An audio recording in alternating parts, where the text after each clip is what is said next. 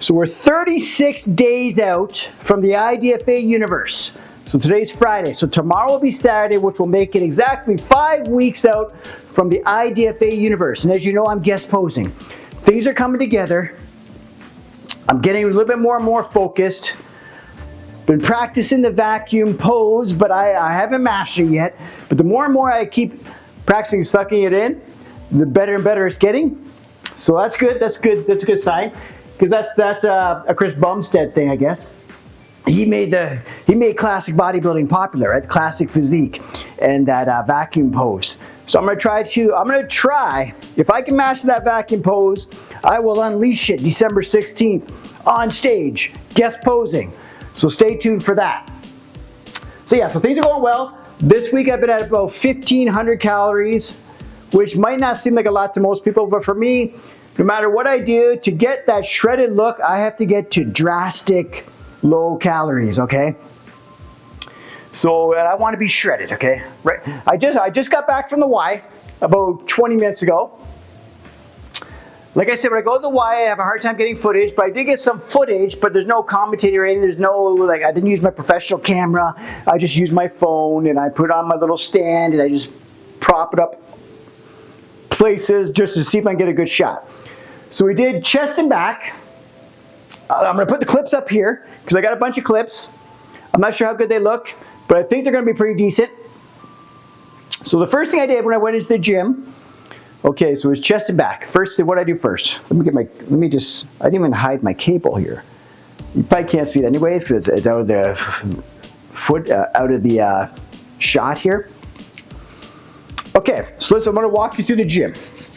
Okay, what did I do first?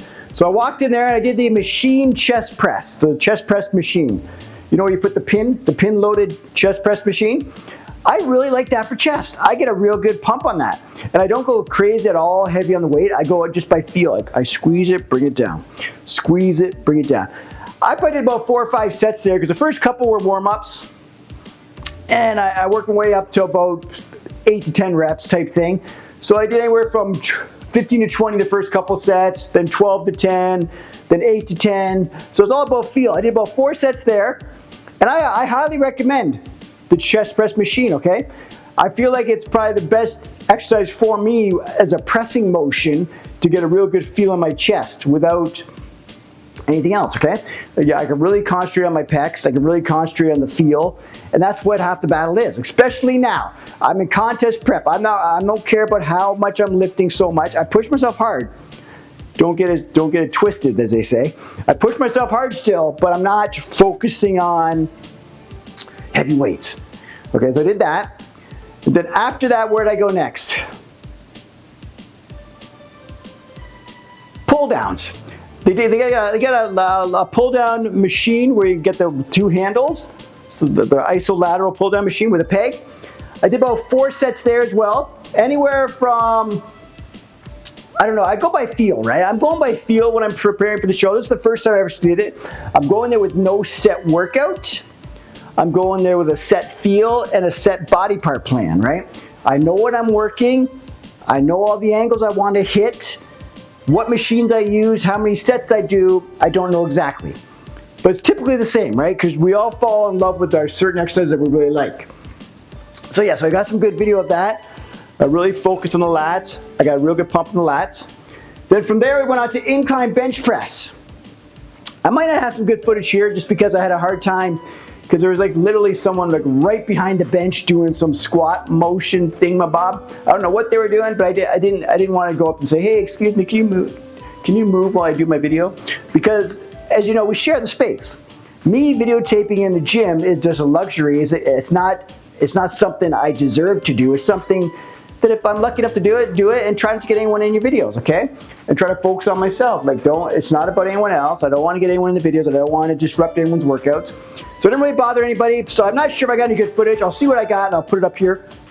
I tried to get a couple, I think I got one video clip of me doing it, but it was a weird angle because I was trying to make sure no one was in the background. So I did the incline bench. I did about 3 sets there with a warm-up also. So 4 sets, but 3 working sets. And I went heavy. For some reason, when I do like incline bench, I get a real good feel of my upper pecs if I go heavy. that heavy weight just feels like it's ripping my pecs apart. So yeah, so I did 3 sets of that, and I went up to probably like 4 or 5 reps. So I went pretty heavy, but it all under control. Like, you know what I mean? No crappy reps, no force reps, no pushing beyond what I could do, you know. And then after that, I went to a seated cable row where you got the 2 handles and you do a row. I really love that exercise. I'll put the clips up here so you can watch that. So if you have that at your gym, do it. What I'm really trying to focus on is getting the stretch here in this motion. So my middle back and my middle traps get a stretch, and then I pull and squeeze. So I'm really trying to build that 3-dimensional back, okay? And it's those details in the middle that make the difference. Yeah, a lot of people have that lat width, but they got a flat back or 2D back. I want 3D, the 3D effect. And I got pretty deep for my size, okay? I got pretty deep muscle cuts and all that kind of stuff, and muscle separations in my back. And it gets pretty shredded. Like I don't really hold much body fat there. So I can get a pretty detailed back, but we'll see December 16th. That will prove if what I'm talking about even it worked, okay? So what do I got December 16th so far? I'm gonna show a shredded 3-dimensional back, and I'm gonna show a vacuum pose, okay? That's the goal for December 16th so far. So I did about 3 or 4 sets there, anywhere from 8 to 15 reps, okay? Okay? Then after that, what did I go to? Seated cable, machine flies for the chest. One you're seated and there's a peg loaded. So I did about 3 to 4 sets there as well. Anywhere from, let's say, 10 to 20 reps. Because the first set was kind of light, so I just kept on banging it out and got a real good pump. That's another exercise I really feel in my chest. Okay, and I tried to get some footage there, but I don't know if I got good angles because there's nowhere really to put my camera. So we'll see. And again, like I said, I'm always trying not to get anyone in my clips and all that kind of stuff. So that's what makes it difficult. And I don't want to be, I'm not the guy who's going to be saying, oh my God, you're in my video shot, I can't take the clip. No, it's everyone's gym. Like I said, I share the gym, and I'm just happy that I got some footage. So we did the machine fly. Like I said, about 3 to 4 sets of that, 12 to 20 reps. Then after that, where'd I go? We went over, I went over to a pull-up bar. So if you got a pull-up bar anywhere, and I did behind the neck pull-ups. But I don't go all the way up, I don't squeeze, it's all safe, okay? If you're gonna do anything behind the neck, use perfect form, feel your lats, don't pinch your neck, you know what I mean? You gotta be really careful. But it's doable. It's called good form. Because back in the day, I used to always do behind the neck pull downs, and my back arguably was the best back in the day. Back in the day when I was competing often, I had a very detailed cut back. 20 years ago, but shit.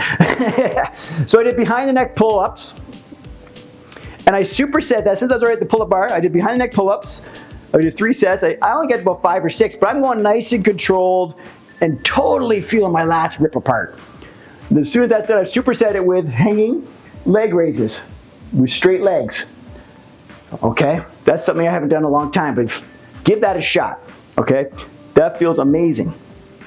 So what my superset was there is I did the pull-ups, behind neck pull-ups, hit about 6, then I turned around, grabbed the bar, and I did leg raises, 10 reps.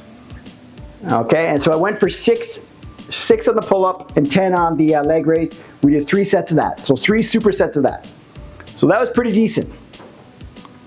So I think that's most of it. But then before I left, I said, you know what? I made a pact myself. I was going to start doing 2 different exercises for abs.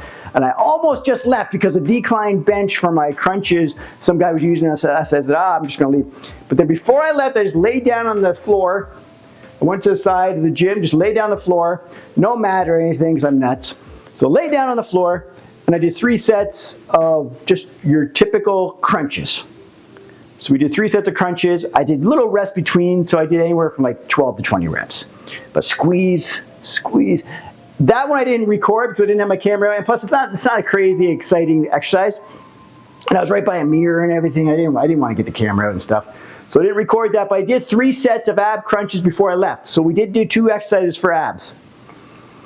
So all in all, it was a great workout. I do love going to these gyms with all the machines and everything. I feel like I feel like it just hits different. You know what I mean? Like you can hit your body from all different angles.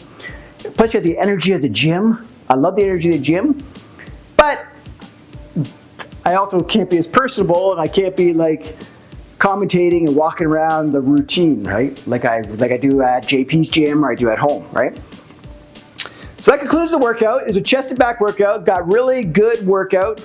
We're 36 days out from the IDFA Universe. If you're looking to compete, go to idfa.ca. You got 5 weeks still to get yourself on stage. So if you're doing a show anywhere, this weekend, next weekend, whenever, stay on track because you want to be a part of the IDFA Universe Natural Bodybuilding Championships. It's going to be the best show the IDFA's had in years. It's always our biggest show. It's going to be amazing. You want to be there. I'm going to jump on stage as well, guest posing.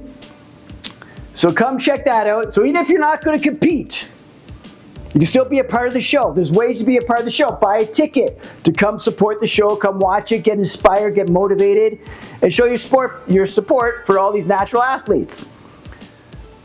You can also be a sponsor. Do you have a product you want to promote? Do you have samples you want to add to goodie bags? Do you want to get an exhibitor booth at the show? We got 5 weeks. Contact me. Go to idfa.ca. You can find my contact info there. Or email me, info@idfa.ca, and be a part of the show. Like I said, there's many ways to be a part of the show. How can you be a part of the show, Shaun? Let me tell you, there's 4 ways. You can, 1, compete. So be on stage. You can, 2, buy a ticket. So be in the audience. Number 3, you can volunteer. So come and support the show, make sure it runs smoothly, be backstage. Or number 4, be part of the lobby, get a booth, be an exhibitor, show your support, get your product out there. Those are the 4 ways to be a part of the show. So I hope to see you there. It's December 16th, we've got a lot of time. I am freaking pumped. I'm right on track to getting shredded. But like all you competitors out there who are getting ready for a show or you're getting ready for this show, you know what I'm talking about. You're always second guessing yourself. There's going to be highs and lows. But what you got to do is no matter what you're thinking or whether you're doubting yourself or even if you're not on track, don't lose focus. Stay on track. Stay to the plan. Because all you got to do, even if shit's going wrong, you can't get your workout in, don't mess up your diet. Follow the meal plans. Or even the days you can't, when you don't have time to work out, don't freak out because you have a scheduled workout that's going to take an hour and 15 minutes, but you only got a 45-minute window. You know what? Get your ass in there. Get that workout in because a short workout's better than no workout. That's what we're promoting here. A short workout's better than no workout. Okay? So that's why I have some stuff at home. Like shit, if I'm really in a bind or whatever, I can do a 30-minute freaking shoulder workout and then do a 30-minute arm workout. I can do whatever I have to do. You just make it freaking happen.